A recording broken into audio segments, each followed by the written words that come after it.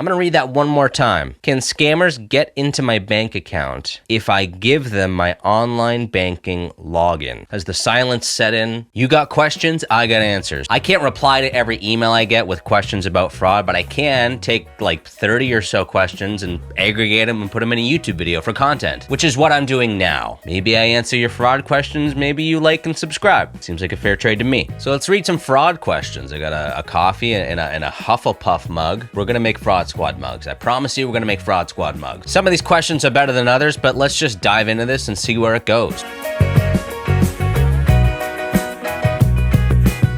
From Lisa, how can I tell if a text message from my bank is legit or a phishing attempt? Okay, a couple things here. Did you request anything from your bank that will require a text message? What is the text message asking for? Is it asking you to click a link and change your password, or is it just like some sort of information? Or I don't know. My bank doesn't text me unless I request a code, so be very skeptical. Check for links, check for context, check for language. Does it say what bank you're actually from? Probably a scam. I don't think banks really text you like that, so I'm not sure. There's a lot of different banks, especially in America, but I don't hear of a lot of banks like texting people. It's not really an official form of communication for banks unless you're requesting like a one-time login code to log in. That's the only time my bank ever texts me. So my answer is assume it's a scam and move on with your life. Number 2, what should I do if I accidentally gave my credit card information to a scammer? From Mark. Well, Mark, call your bank and have them issue you a new card with a new number and tell them that you gave that number to a scammer, and they'll shut everything down. And just make sure to keep an eye on your purchases so they didn't already make any charges to that card, and don't do it again. And watch more Fraud Squad videos so you don't give scammers your credit card information. Number 3, can scammers really open accounts in my name with just my email address? From Sarah.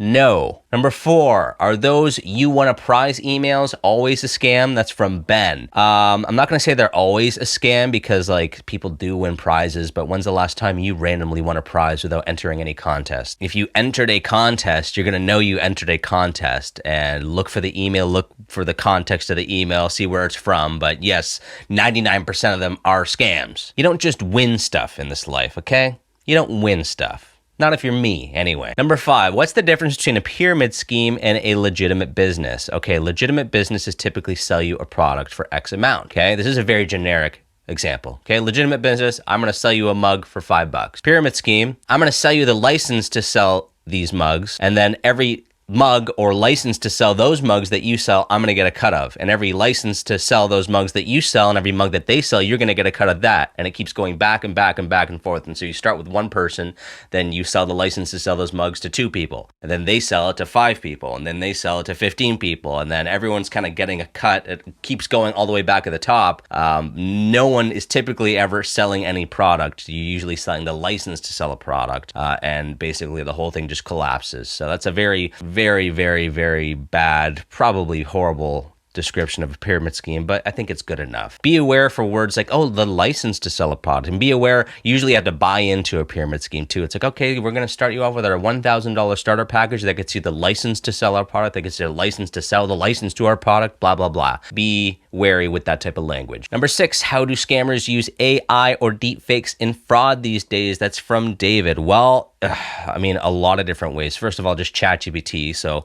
scam emails, scam text messages, the language used to be a big defining factor, or at least it used to be a really easy one in terms of whether that was a fake text message or not. If you get a text from your bank, for example, and it's riddled with spelling errors, and obviously it's written by someone that doesn't speak English, that was a big red flag for you. Now, that's not usually an issue. ChatGPT exists, so you can have a really professionally written email or phone script or text message, right? So it's taken a lot of the language barrier out of it because you can just type something into ChatGPT and get something instantly that sounds extremely professional.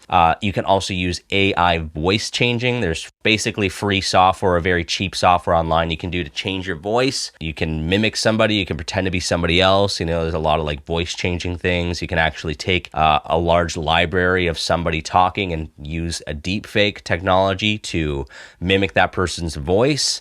That's also going on. There's a really scary video out there that demos this. I think it was Obama. There's a couple actually, but I've seen one with Obama where he's giving a fake speech and it's just basically completely AI and deep fake. It's a deep fake face and AI generated voice. And there's another one with Donald Trump too. There's a bunch. Go look it up on YouTube. It's pretty impressive what they can do. And then you can kind of imagine where that's going to be taken as we go forward into the future, with social media growing and AI and deepfakes becoming ever more complicated. But basically, it's making these scams more complicated and harder to spot. On the flip side of that coin, we're going to have better AI tools to detect scams. So it's every piece of technology is always a double-edged sword, right? Can always be used for good or for bad.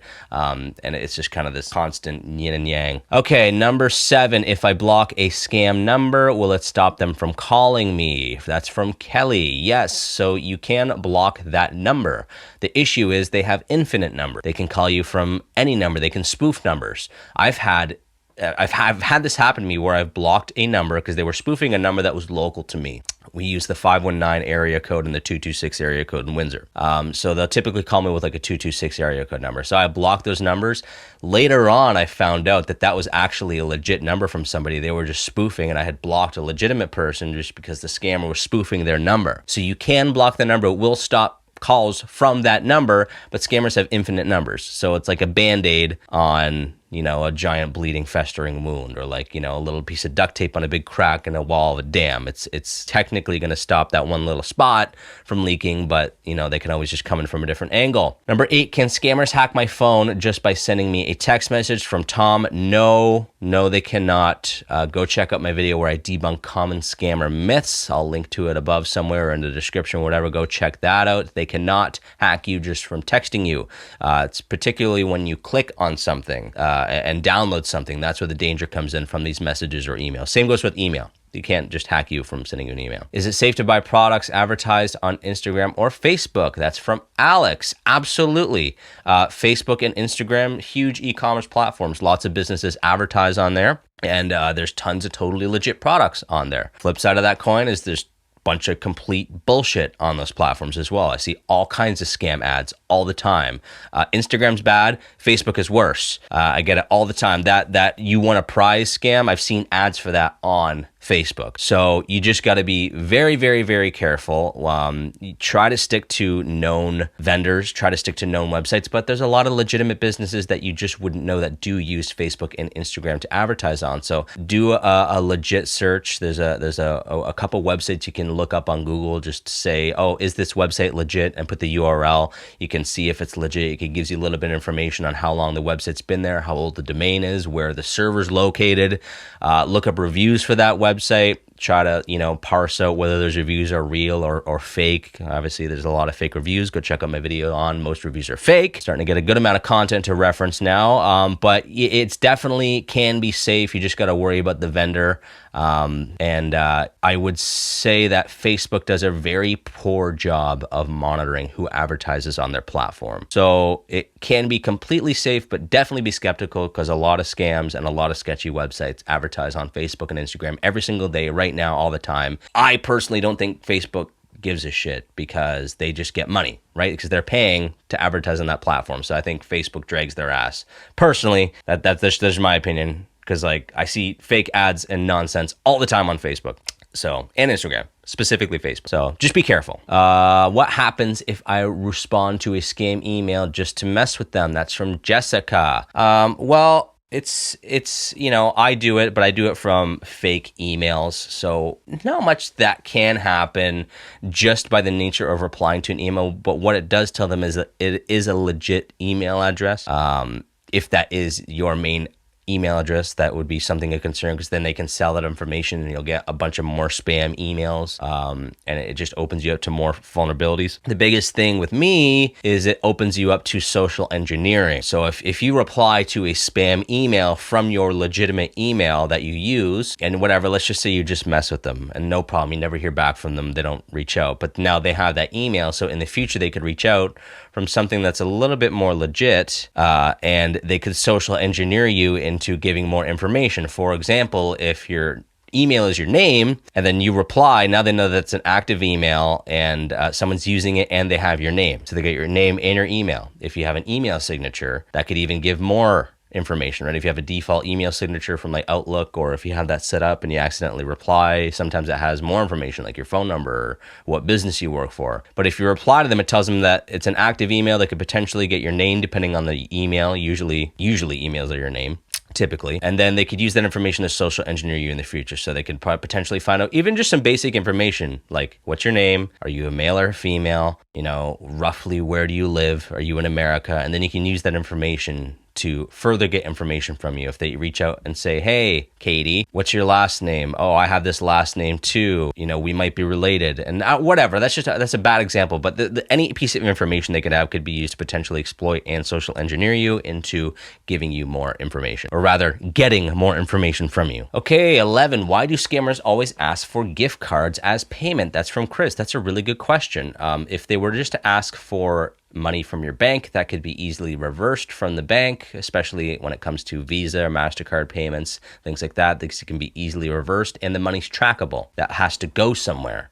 Right? If I transfer you $100, there's a paper trail or a virtual paper trail of that transaction. So it opens you up as the scammer to vulnerabilities so that people can just see that all this money's flooding into your account. They can shut it down. They can arrest you. They can find out more information about you. Gift cards are untrackable. You can buy them with cash. They can buy legitimate things. Typically, you'll see gift cards that have value, specifically in like tech, everything. But, they'll ask for like Best Buy gift cards are a really big one, because then they can go and buy iPhones. Well, iPhone's a hot commodity. You can turn that into real money really easily. It's a hot item. So if you get Best Buy gift cards, they can be bought with cash. They can be redeemed anonymously. You can go and buy something with them relatively anonymously, whether in person or online. And then you can turn that into hard assets that are, I'm not going to say untrackable, but much, much, much harder to track than traditional currency. Number 12, can scammers really drain my bank account just by knowing my phone number? From Matt. No, they cannot. They cannot.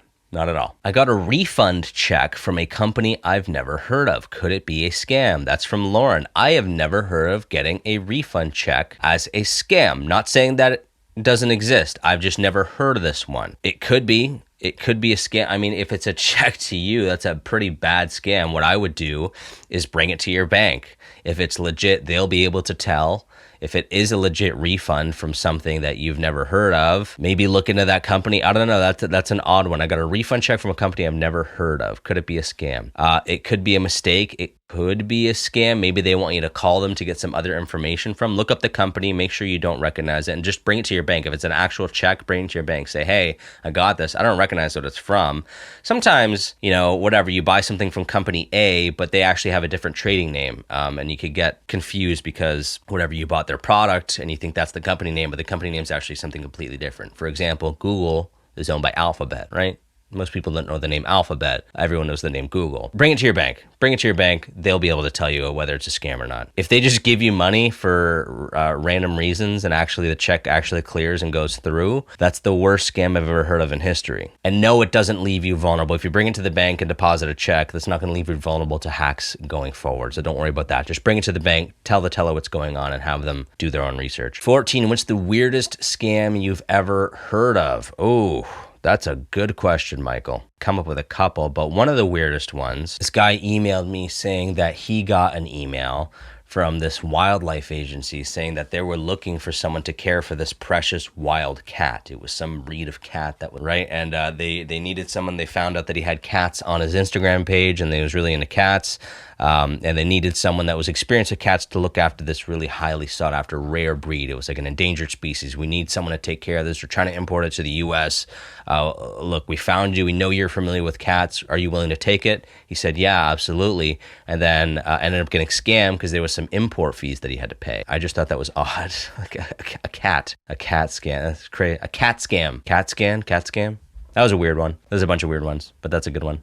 How can I help my elderly parents avoid getting scammed? That's a really great question. You almost have to go back to basics and make sure, depending on how internet savvy they are, you might have to straight up block some websites. I know I've had a bunch of people write into me saying that their mom or their grandmother is addicted to online shopping, which is common in elderly people. They're bored, right? So what the hell else is there to do besides go online and shop? It's the shopping channel, but just online, right? So it's like a stereotype. Educate them as best you can. I know my grandmother's passed now. The one I'm talking about, I still have one alive.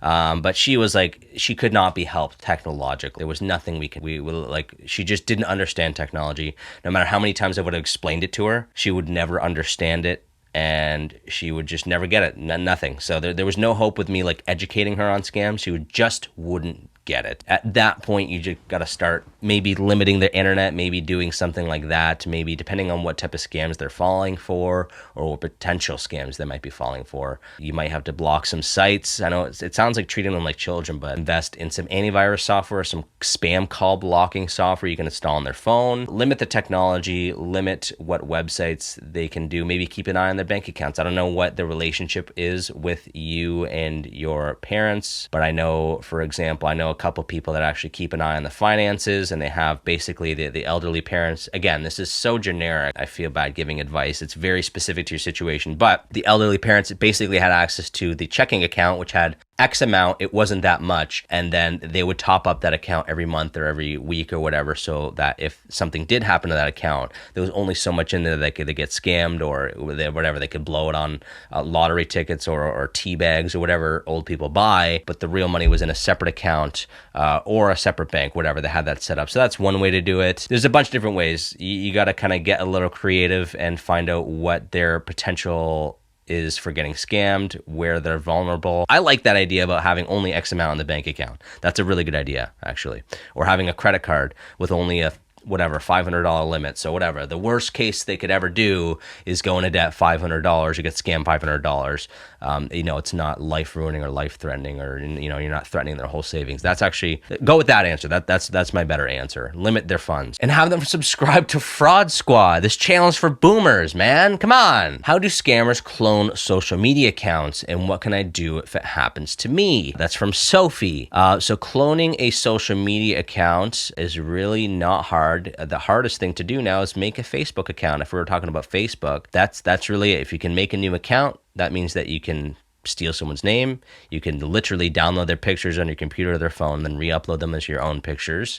You can even check their friends list if it's public and add the same friends. That you can just clone it completely. You can literally just do everything. You can even look at their posts if they're public and redo their posts. So it's not hard. What can you do if it happens to me? So it happens to you, you can report it to Facebook. You're better off because Facebook doesn't do shit. They don't do anything. Facebook sucks. I don't know about any other social media. I mean, Facebook's the big one. They own Instagram as well. I don't know about TikTok. You can report it to these giant platforms. Maybe they'll get back to you. Maybe. I don't have any personal experience with this happening, but I've dealt with big social media companies in the past, and they're not known for their customer service, and they're not known to get back to you ever. Like, I've just goes into the abyss. So don't rely on them. You can report it. Definitely report it, but also if they're trying to clone it to scam your friends, message all your friends saying, hey, my account is being cloned right now. Don't add this person. Please report their Facebook. Maybe if you can get more reports on that account, they'll actually do something and shut it down. But let your friends know that there is somebody mimicking you out there so that they don't add them and then fall for a scam. There's a common scam where either they'll hack your social media account or they'll clone your social media account, add your friends, and then say, hey, I'm trapped in London. My car broke down. Can you send me $200 so I can get a new tire?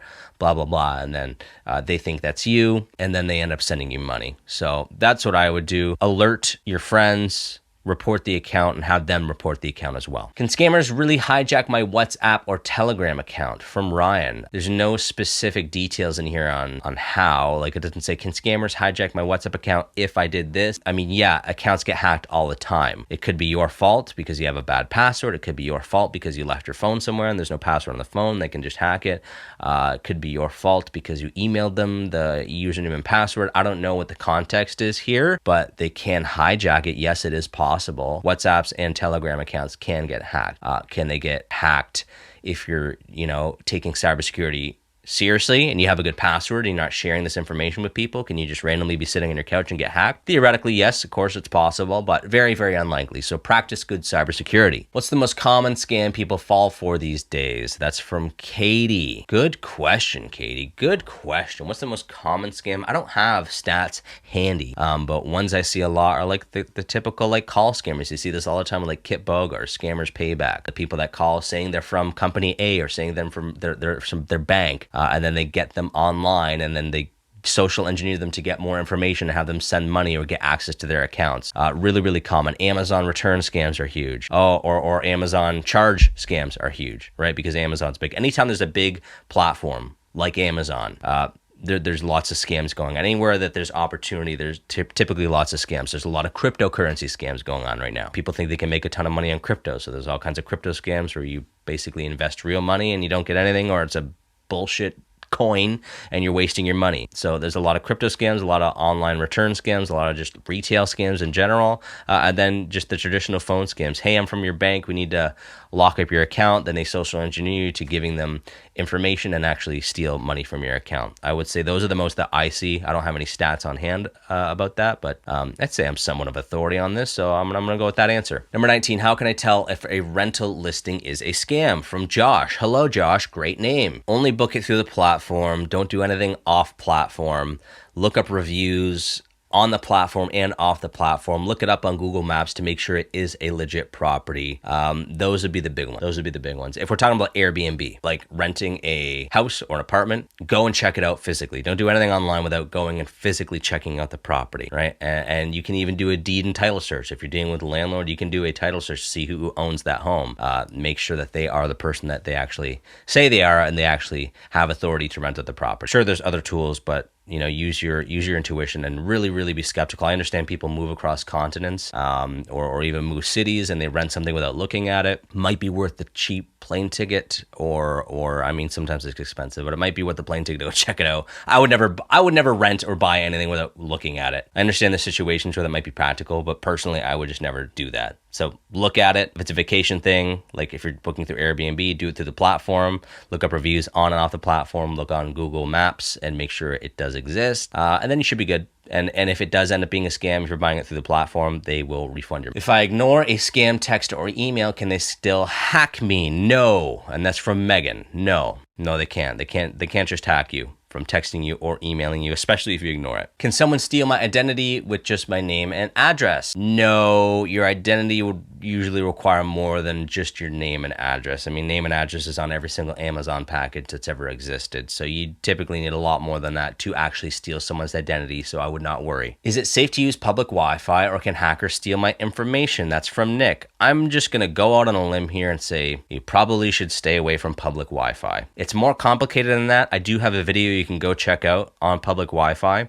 It's more about the data that's transmitted over the network, but I'm just going to blanket statement say, if you can, avoid public Wi-Fi. Certainly don't use one without a VPN. And certainly don't do anything important on that network like banking or anything that's somewhat sensitive. But blanket statement, be skeptical of public Wi-Fi. 23, what is juice jacking? And should I avoid public USB charging stations? That's from Olivia. Juice jacking is when you need to charge your phone. So you go to one of these public places that have there's sometimes bars or cafes will have phone chargers you can plug your phone into to charge it. Very common. Everyone needs some power. You'll see these a lot of airports as well. Problem is, you can get these cables for dirt cheap online that actually can steal and hack your information and record everything that's going back and forth, and it looks exactly like an iPhone cable or exactly like a USB-C cable.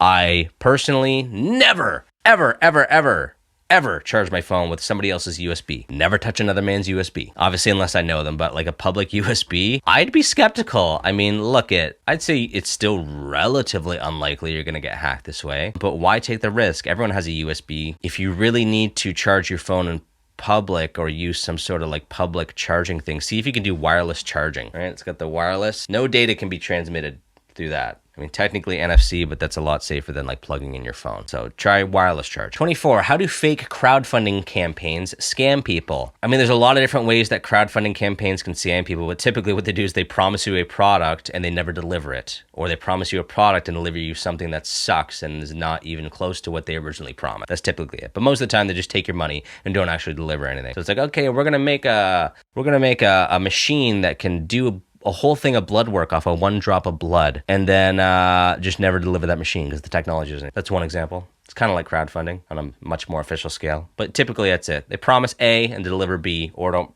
deliver anything at all. What's the deal with fake online reviews? Are they really that common? From Hannah. Go check out my video on all reviews are fake. Yes, they are that common. Yes, it's rampant. It's a disease online. Be skeptical of all reviews, especially positive ones and negative ones, but especially positive ones. Yes.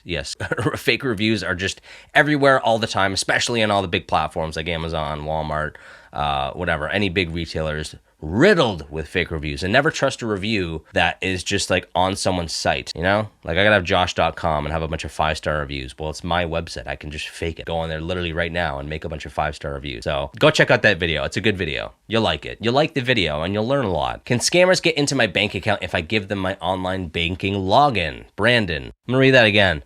Can scammers get into my bank account if I give them my online banking login? I'm going to read that one more time. Can scammers get into my bank account if I give them my online banking login? Has the silence set in? Brandon, you seem like a nice guy, but I hope you understood my answer to the question. I don't think it requires any words, okay?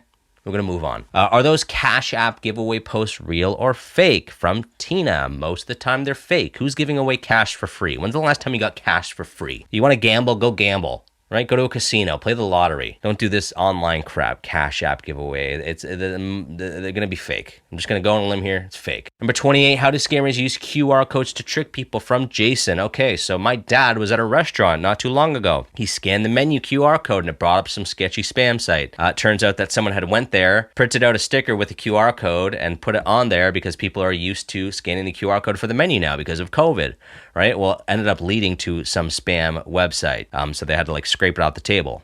If they were smart, and this is what I would do, and I would be such a good scammer. I really should start scamming people. But what I would do is I would make a QR code, but I would mimic the website of the place you're at. So it's a lot more convincing, right? If I'm at like I'll use a restaurant, Josh's Restaurant, and I scan the QR code and it brings you to josh'srestaurant.com or whatever. I come up with some URL that's really close to that. And I make the website look identical. And then it say, hey, you can order and pay through here, right? Order and pay right through your phone. And then I can get your credit card real quick before anything even happens. That would be the smart thing to do, is like mimic the actual restaurant's website. But instead, this one just led to some other sketchy site and they took it off. So that's one example. So, I mean, it's a QR code. It's basically a link. So again, the real danger is when you download something. Visiting something typically won't harm you, but QR codes are just links, right? They contain information. It typically is a URL. And they can lead you to a website where you could be social engineered or tricked into downloading something or mimicking a website. I'm sure someone's doing the exact situation that I just described. What should I do if a scammer threatens to leak my personal information? Well, you have to understand what type of information they have. Do they actually have anything? Because there's a very common email that goes around. It's a spam email. It's very aggressively written. It says, hey, I hacked your webcam. I've been watching you for months. I have everything you've been doing on your computer on film, and I'm going to leak it out to everybody. If you don't pay me $5,000 right now, you got 24 hours. That's a common thing. You know, you have to recognize whether that's a scam or not. Prove it. 99% of the time, it's just going to be some sort of soliciting or email rather that's threatening you. If they do actually have some information, call the police and talk to them. It's up to you. Find out what information they have. Pay them or don't pay them. I wouldn't. Most of the time, I would just ignore it because it's going to be some bullshit. All right. Well, hopefully you enjoyed that. There actually was some good questions in there. There was one really stupid one from Brandon. But actually, most of them were pretty damn good. Good job, guys. Good questions. Keep on asking them. It gives me content, gives me something to do. Like the video if you like this type of content. Subscribe if you want to stay updated on scams. I'm doing now more like intense scam stories. I'm trying to up the production value. I'm really hoping to get an editor soon because I suck at editing video. Check out our merch. It's a Shopify website. We got loads of merch on there. It helps support the channel. It's a really great way to help support. You get something in return. You can also become a member on the channel, which basically gives us money per month It gives you some extra perks, like some member exclusive content. I'm really working specifically this month on ramping up that program to give you guys more value out of the membership program. We also have a Patreon. Check that out.